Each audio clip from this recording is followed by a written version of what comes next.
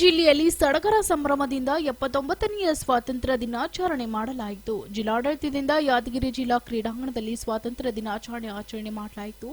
ಜಿಲ್ಲಾ ಉಸ್ತುವಾರಿ ಸಚಿವ ಶರಣಬಸಪ್ಪ ಗೌಡ ದರ್ಶನಾಪುರ ಅವರು ರಾಷ್ಟ್ರಪಿತ ಮಹಾತ್ಮ ಗಾಂಧಿ, ಸಂವಿಧಾನ ಶಿಲ್ಪಿ ಡಾಕ್ಟರ್ ಬಿಆರ್ ಅಂಬೇಡ್ಕರ್ ಭಾವಚಿತ್ರಕ್ಕೆ ಪುಷ್ಪಾರ್ಪಿಸಿ ನಂತರ ರಾಷ್ಟ್ರಧ್ವಜಾರೋಹಣ ನೆರವೇರಿಸಿದರು. ವಿವಿಧ ತಂಡಗಳು ಪಥಸಂಚಲನ ನಡೆಸಿದರು.